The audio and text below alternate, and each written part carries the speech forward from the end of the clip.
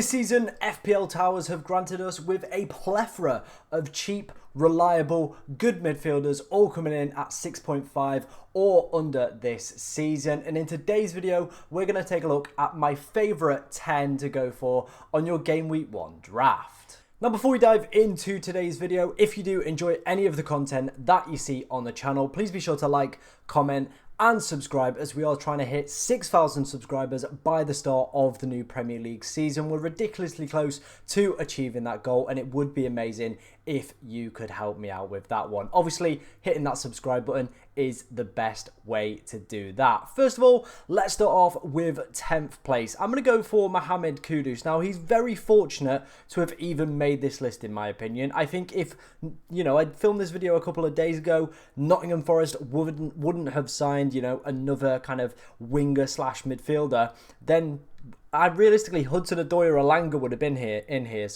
But it is Kudus who has taken their place, purely down to the fact that I think he's going to at least get game time, whereas those two now probably going to see some potentially reduced minutes over the opening couple kind of weeks. Definitely options still to consider, but I think with, further quality and competition within their places, it does rule them out. So Mohamed Kudus, he's going to make it in here at 10th place. Realistically, the fixtures just aren't there for West Ham at the start of the season. Aston Villa at home isn't a great way to open the season. Palace away, if they kind of continue the form that they showed towards the back end of last season, could be a really, really difficult test. City at home, Fulham away, and Chelsea at home as well. Realistically, their only good opening two fixtures within the opening five are Crystal Palace and Fulham, and both of those games are away. So it's a little bit of a difficult one to try and wedge Mohamed Kudus into your side for the start of the season for me. I think he's a very, very good asset. Had a really, really good year last year. A lot of us did own him and, were very fruitful with that. 8 goals, 9 assists for him. Plenty of shots in the box as well. Pretty good underlying data to go with that. And I think as well, this season, again, at that 6.5 million range, he will be an option at some point in the season. I'm looking at West Ham's fixtures. They do take a turn around match day 6 when they start to pick up some decent fixtures with Brentford and Ipswich in 6 and 7. But up until that point, I do think he's probably in a void, to be honest, to start the season. The fixtures just aren't quite there for me, in my personal opinion. He will definitely be a really, really good asset at some point this season. But I think, as we're going to come to in this video, there are 9 better players, in my opinion, for your Game Week 1 draft. Moving on to 9th and 8th place, we're going to go for the double pairing of Harvey Elliott and Dominic Szoboszlai, both from Liverpool, and I definitely think these two have the potential to climb a lot higher as kind of pre-season does progress. Now, the reason I've got both of these guys in here is mainly down to the fact of kind of a change in system. Arne Slot likes to play with a number 10 or kind of, 2 9s, if you like, where one of them will kind of drift a little bit further behind. Now, that very easily could be Diego Jota, Darwin Núñez, Gakpo there. You're obviously blessed in terms of quality in those positions. But so far over pre-season, Harvey Elliott and Dominic Szoboszlai have kind of been dual responsible for that role for me.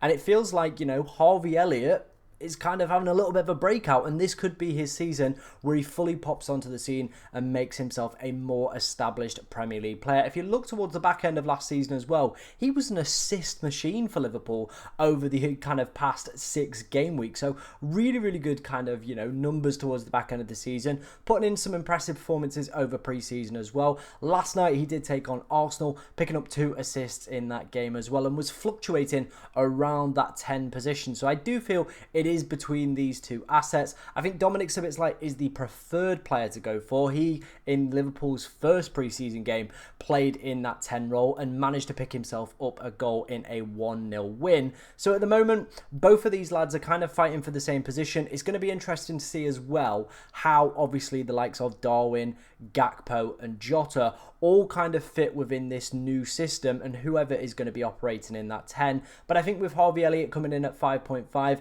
and obviously Dominic Szoboszlai coming in at 6.5, I think again with the strong fixtures that Liverpool have got are definitely worth a little bit of consideration, especially if they continue to both impress over the course of pre-season. And obviously as we start to get closer and closer, we're probably going to have a better of an understanding of who will be sat in that 10 position. Is it going to be Dominic Szoboszlai or is it going to be Harvey Elliott. I think there are both pros and cons to both, but overall for me, Liverpool definitely worth a little bit of consideration with the strong start they've got for fixtures. Ipswich, Brentford, United, Nottingham Forest, Bournemouth, Wolves and Crystal Palace. A really, really good run, and I think if we can find the correct players outside of Mohamed Salah and Trent Alexander-Arnold, I think it could potentially be one of these two. Obviously, we've got the likes of Jota, Darwin, Gakpo all coming back as well from international breaks. So I think for the start of the season, one of these two will be, you know, kind of doing quite well, and I'm going to put my money on Harvey Elliott. I just am. I think this year could be his breakout year. Obviously, towards the back end of the year, was mad picking up assists as well, and with the strong fixtures, if he can impress in pre-season, he might potentially find a way to cram himself into my side. But let me know what you think of the two Liverpool lads. Have they impressed you so far in pre-season, and if so, are they in your Game Week 1 draft? 7th place, I'm going to give it to Garnacho. He was in my team quite a lot last season, obviously down to his ridiculous price point and the fact that he virtually became nailed for Manchester United at the back end of last season. And I think realistically this guy would be a lot higher in my rankings if it wasn't for the fact that he's probably going to be quite late back to pre-season, might not even get any minutes, down to the fact of Argentina going and winning the Copa America and him being obviously part of that squad as well. So I think he's going to see potentially some maybe late minutes in pre-season, but realistically the first game he could play could be for Fulham. Like that's it. It very easily could be the opening game of the season. He might not get any pre-season minutes, so that's why he's a little bit lower on this list. I think otherwise, if he hadn't have gone off to that tournament, I definitely think he'd be potentially breaching into the top 3 as well. I think the United fixtures are interesting. Let's put it that way. They're interesting at the moment. Fulham at home, obviously lost to them last season there in a 2-1 defeat. Brighton away always seems to be a little bit of a bogey side for Manchester United. And interestingly, their new manager as well had the best defensive record in the second Bundesliga, where he did secure promotion with St. Pauli last season. Liverpool at home, not a great fixture. Southampton away, good fixture. But then Palace, again, a little bit of unknown with Crystal Palace. How are they going to fare without Michael Olise? Probably going to be missing Mateta, or maybe little bit of a laggy Mateta as well, with him featuring in the Olympics over kind of the summer as well. So I think Crystal Palace could be an interesting one. It could go one of two ways, and obviously that makes their fixtures a little bit difficult to call as well. So I think the United fixtures on paper look good, but I think there's definitely some potential trip-ups in there as well. I think if they don't sort out those defensive issues as well that they had last year, could also be a little bit of concern for Manchester United assets. 7 goals, 7 assists. He was absolutely brilliant, wasn't he? But I think unless he plays some concrete pre-season minutes, or we definitely find out he's going to be featuring in the opening game against Fulham, to be honest, for me, I don't think I'm going to touch him yet. I definitely think, you know, there are times where we're definitely going to be looking at this young man because he has the bags of ability. But I think with Ahmed doing quite well over pre-season, I think he'll start, maybe get the nod. But obviously with Rashford picking up an injury and missing the start of the season, it could mean that Garnacho is thrown straight back into the mix. I definitely think he's a great asset and someone we should be considering with our cheap midfield options. I've not put him in any drafts yet. I'm just not overly sure about the the Manchester United fixtures, and I think as well there are some better assets we're going to talk through coming up at that 6.5 million price range. Coming in at 6th place is going to be Andreas Pereira, the former Manchester United man. A little bit of a stalwart for Fulham, hasn't he, to be honest, over the past few seasons. Been very, very good with their free kicks, assist picking up, corner picking up, and now has the potential to be on penalties. It's murmured, it's being rumoured, there's kind of not really anyone's 100% sure whether or not he's going to be on penalties, but getting a 5.5 million midfielder who basically fits the talisman theory, where he has the free kicks, he has the corners, he has the penalties, for 5.5 million with some pretty decent opening fixtures, I think that seems like a little bit of a no-brainer to me, to be honest. Obviously, United away, we've just spoke about Manchester United. Not the easiest fixture on paper, but last season, Fulham did go to Old Trafford and did win, and it would not surprise me if they did it again on the opening day of the season. We've seen a few shocks down the years with lesser teams picking up big wins on the opening day. My kind of mind casting back, Brentford a few seasons ago obviously shocked Arsenal on the opening day. It just does happen. There are sometimes shock results on the opening day. After that, it is Leicester and Ipswich, two newly promoted teams. big tick in my eyes. And then West Ham and Newcastle United at home. Fulham's home form last season was exceptional as well. That's where they picked up the majority of their points last campaign as well. So for me, I think for 5.5 million, you're getting a player who's, if he's on penalties as well, decent fixtures, really kind of like the key in midfield as well. Plays in that 10 role. Obviously, a lot of people have associated Pereira playing a little bit deeper when he did come into the game at that 4.5 million price range a few years ago. But now it's kind of, he's made that transition. He is more of a 10 within this side as well. I think the big concern though is how does he balance, or Marco Silva more in fact, balance the midfield now that obviously Paulinho has departed the club. But that could be one of the areas, and maybe that could be an area where Andreas Pereira does potentially come back a little bit further into more of kind of an 8 role rather than the 10. But if we see positive signs over pre-season, obviously some definite good fixtures in there as well. If we find out he's on penalties as well, that could be a massive tick in my eyes. You're basically getting a talisman for a mid-table side who are very attacking, scored plenty of goals last season for 5.5 million. It does just feel like a little bit of a no-brainer in my opinion. In 5th and 4th place, we're going to go for the 2 Aston Villa boys. Obviously, Morgan Rogers, he's going to take 5th place. And obviously, Leon Bailey is going to take 4th place. So we started entering the top 5 and starting to look at some players who have been slowly drifting their way in and out of my drafts over the past few days. We're going to start off with Rogers first. Obviously, people are bigging him up as potentially the next Cole Palmer, coming in at that 5 million price range. The reason he is above the likes of Pereira, Garnacho, players like that, is for me, it is purely down to the price. If we can get a starting Aston Villa player, one of the teams that secured top 4 football last year, if we can get one of their attackers for 5 million, who could be potentially starting a lot of games this season, that could be a little bit of a cheat code in my opinion. It allows you to do some super creative things as well with your side. So for me, that's why he's so high up on this list. It is mainly down to the fact that he is ridiculously cheap.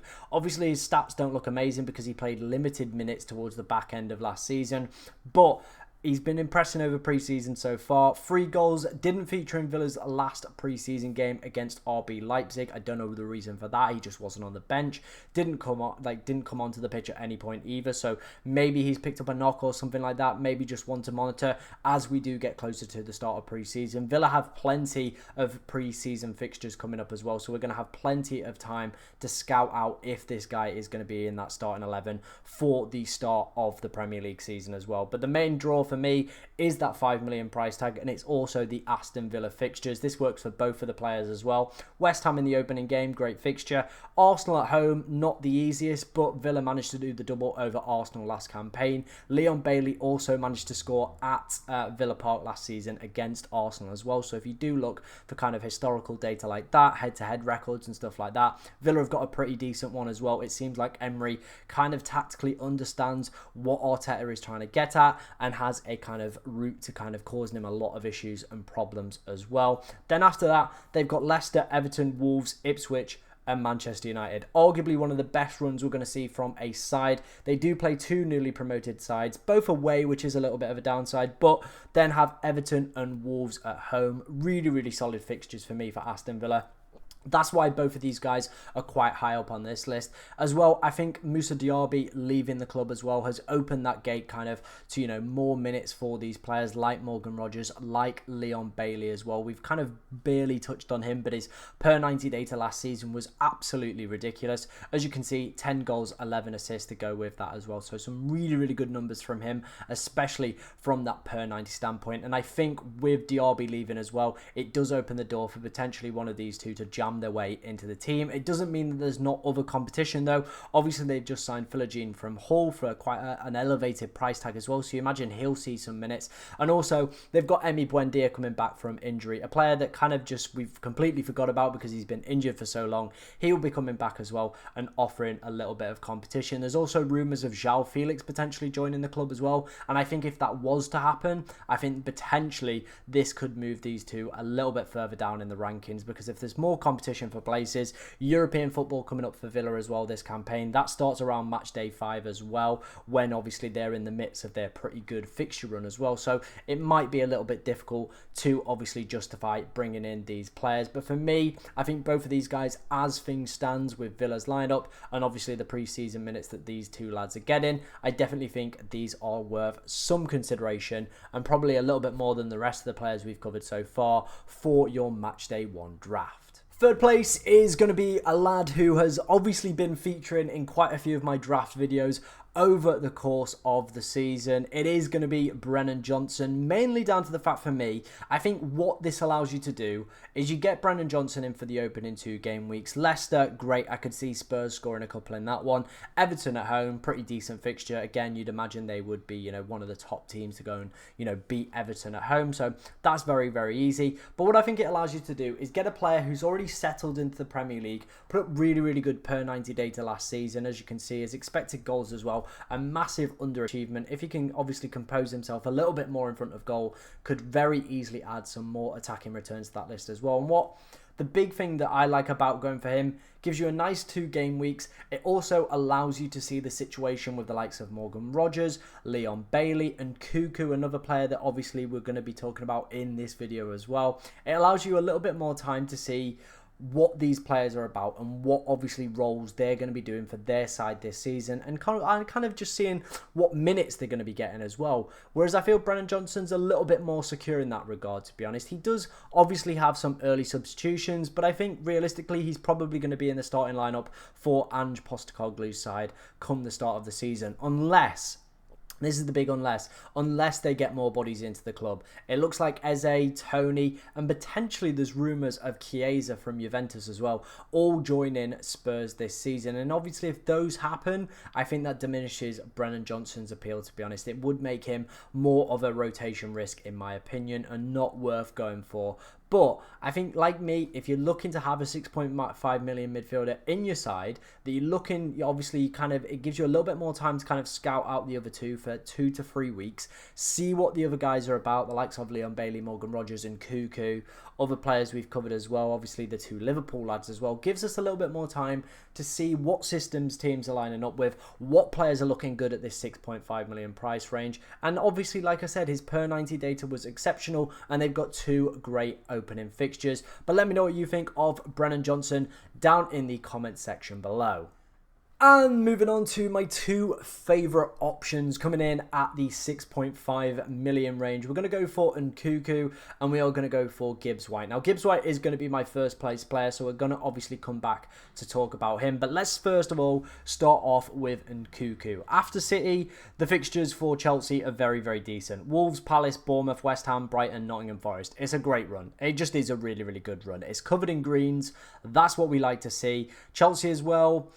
We're unsure where they are. Let's put it that way. We're unsure where Chelsea are going to be this season. But Nkuku is starting to tick over quite nicely in pre-season. Picked up a few goals. Obviously, though, the big factor in that is those goals are penalties, which obviously when Cole Palmer's back from his holiday, he's going to be on those. So I think that potentially could diminish Nkuku's potential output. Obviously, a lot of people are looking for a cheap way into that Chelsea attack, and I think this guy provides it. If he can put up anything like he did back in the Bundesliga with the numbers that he got for RB Leipzig, then he definitely will be a really, really frightful option at 6.5 million. And I expect his price to massively increase as well if he does start the season on fire. A lot of people will be looking to jump on him as well because it gets you into arguably one of the best attacking kind of lineups for XG last season. Gets you a nice, cheap, easy way into there. You don't have to kind of obviously fork out for Cole Palmer, who is obviously coming in at a more elevated price point this season. So again,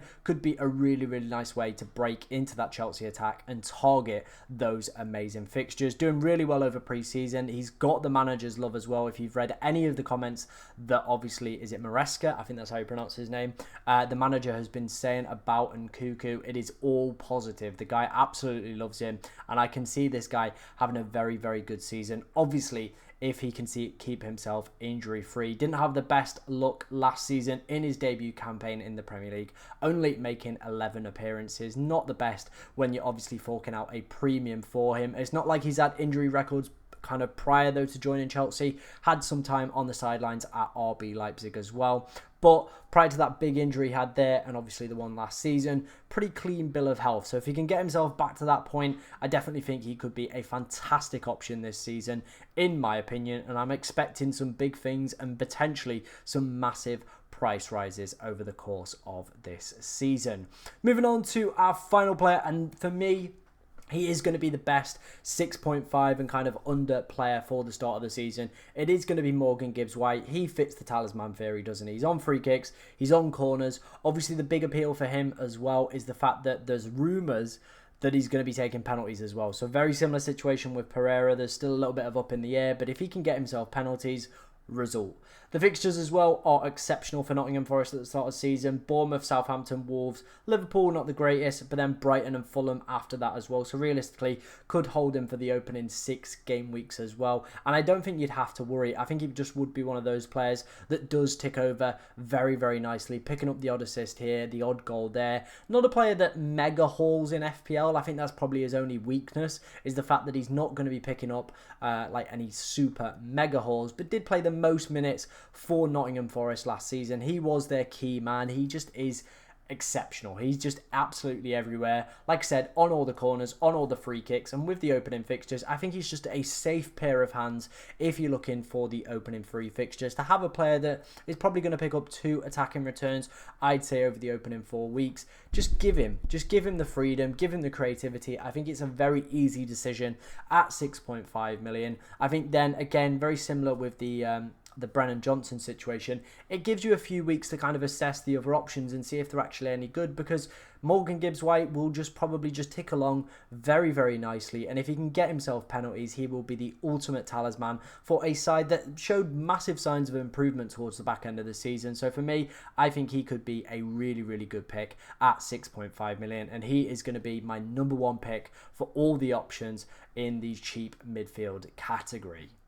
Now, obviously, there were quite a few players that I did miss out, so I thought I'd give some honourable mentions to some players. We're obviously not going to spend too long on this section. Kind of just want to highlight some other players you might potentially be considering but didn't make my top 10 for whatever reason. We're going to start off kind of going from left to right, so let's start off with Declan Rice. Had a really, really good season last year. I think if he was coming around 5.5, he'd definitely be a lot more kind of within my team. Was taking a lot of corners towards the back end and free kicks towards the kind of latter stages of last season for Arsenal as well. Did pretty decent for attacking returns as well. 7 goals, 9 assists last campaign. So again, if we see kind of marks of improvement and maybe, you know, he's playing a little bit further forward again this season, could be someone potentially to consider. But I think with him being a DM, paying 6.5 million for him doesn't really feel justifiable to me. Same goes for Rodri as well. Both principles apply for them. So again, yeah, not one for me probably, but worth a little bit of a chat, worth a little bit of thought, but probably no further than that.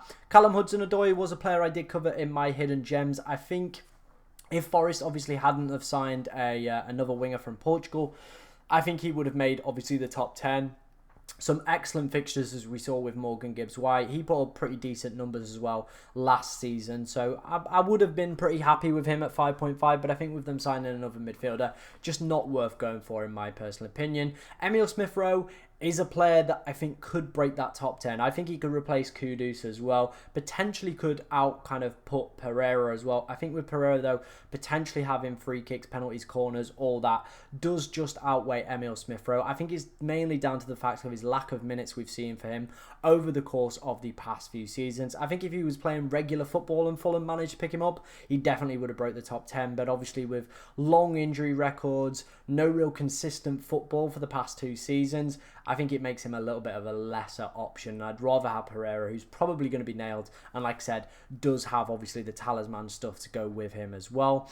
Jeremy Doku's in here. I think if you're looking maybe for a differential in the midfield, looking to kind of palm into that City attack, Jeremy Doku could be a decent option. I think I would actually prefer going for Oscar Bob. He's put in some really impressive performances over the course of pre-season. But obviously Jeremy Doku at 6.5, same with Jack Grealish. If they can secure that left-hand side for themselves and get a regular run of games, they definitely could be options at points this season. Some interesting fixtures as well for Manchester City, but obviously it is all always the case of pep roulette and whether it's worth actually investing in. And then the final player is going to be Semenyo. Bournemouth's fixtures are probably not the best over the opening 5. They've got Newcastle, Chelsea and Liverpool, have to go to Anfield as well. So not easy. Arguably, they're good fixtures in that run as well. Nottingham Forest is away and Everton is away as well. A very, very tricky place with Sean Dyche in charge. So again, probably more where the fixtures, when they do turn potentially good for Bournemouth, him and Cliver could enter a lot more people's thoughts. But for now, I think with the fixtures just not quite being there, it's definitely not worth any consideration in my personal opinion. If you did enjoy today's video, be sure to like, comment, and subscribe. Like I said, we are trying to hit 6,000 subscribers by the start of the new Premier League season. So if you do want to help me hit that goal, be sure to subscribe. But thank you very much for watching today, ladies and gentlemen, and good luck in match day 1.